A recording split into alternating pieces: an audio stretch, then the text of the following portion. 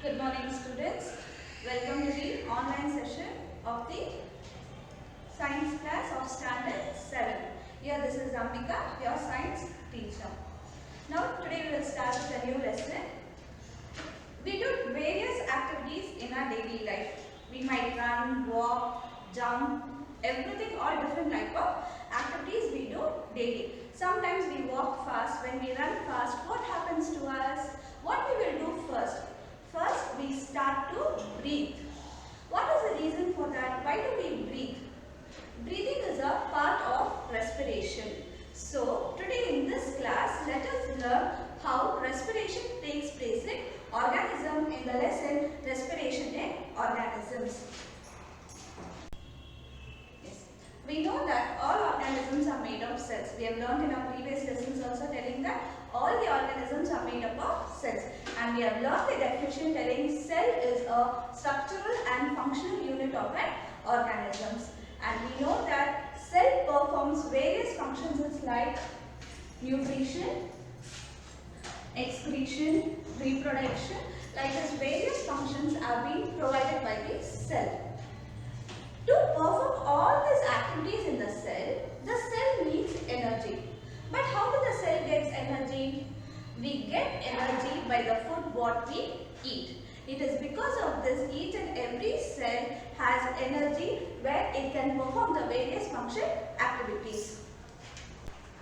So as I said, to perform all the activities, the cell needs energy and the energy is being got by the food what we eat. But the food what we are eating, it is being transported to the whole part of the body. Finally, it reaches to even the cell of the organism. See, all the living organisms respire to get energy by the food what we eat. The food is being stored and that energy is being transported to all the parts of the body. See, as I said, when we are respiring, we get energy by the food what we are eating. So, during respiration, what happens? We take in air, right? Along with that, we know that we breathe in oxygen and we breathe out the air which contains carbon dioxide where it is rich in carbon dioxide. Here what happens, the oxygen which is being transported, it is being transported to overall all the parts of the body and finally it reaches to the cell. The oxygen in the air, it helps for the transportation of food and it helps even in the respiration of the food. Yes. Now, I have already said the energy is being transported to each and every cell of the organism. Here, the food which is being stored in the cell, there it is being broken down into the small simpler components where the energy is being released. So, you can name this process as cellular respiration. See, the process of breakdown of the food in the cell with the release of the energy. It is called as cellular respiration. And remember, cellular respiration takes place in every cell of the organisms. See, the food what we are eating, it is being stored in the form of the glucose. And there, it is being broken down into the smaller, simpler components called as carbon dioxide and water. And remember, here, it is being taken with the help of oxygen which is being used. Listen here. The process of breakdown of the food in the cell with the release of the energy is called as cellular respiration and it takes place in every cell of the organisms and it is being broken down into carbon dioxide and water using the oxygen. Yes, I have already said the process of breakdown of the food means the food is being stored in the form of glucose. That is being broken down into simpler components in the cell and that is called as cellular respiration and it takes place in each and every part of the cell to perform the various functions. Now, let us learn the differences between aerobic respiration and anaerobic respiration. See, in aerobic respiration, the food which is being stored in the form of glucose, it will break down into simpler components with the help of using oxygen. So, such type is called as aerobic respiration. Remember, here the glucose means the food which is being stored, it is broken down into simpler components with the help of oxygen. It is called as aerobic respiration. See, I will tell you what are the components you get and you can represent it by equation. Glucose, that is in the presence of oxygen, liberated. Listen here, the breakdown of the glucose which occurs with the help of using oxygen means compulsory oxygen is being required here for the respiration to take place. Such type of respiration is called as aerobic respiration. And what are the components you get after breaking down? It is carbon dioxide, water, and energy is being liberated. Now let us learn about anaerobic respiration. I already said in aerobic respiration oxygen is very important. Here what happens, in the absence of the oxygen the food is being broken down into simpler components.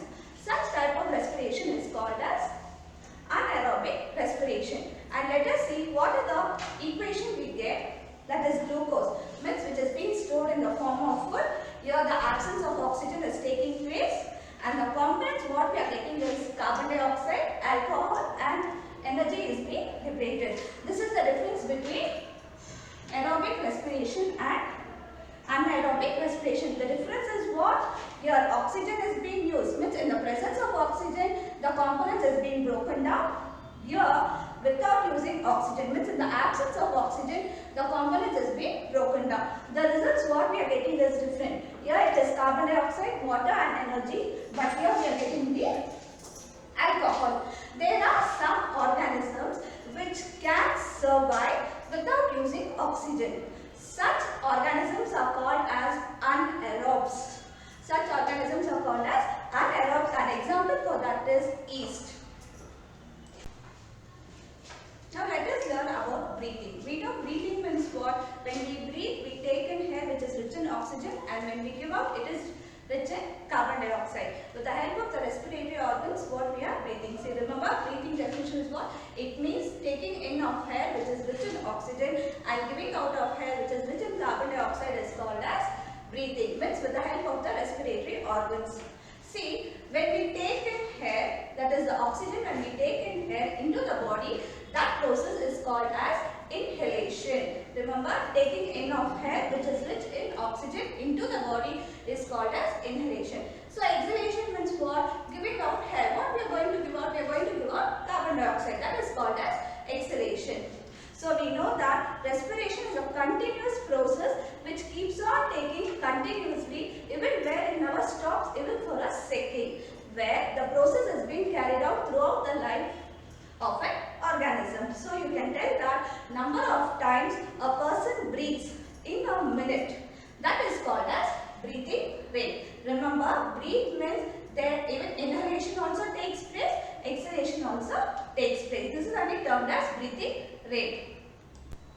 So now let us revise what we have learned from the beginning. So we have learned that we do various different type of activities, running, jumping, walking. So we breathe fast, and breathing is a part of respiration. We know that it takes place in each and every part of a cell. Cell is a structural and functional unit of an organism. And we know that the energy is being transported to each and every part of the body along with finally where it reaches the cell. In cell, respiration takes place. But with the help of what it takes place? With the help of energy. How do we get energy? We get energy from the food what we eat.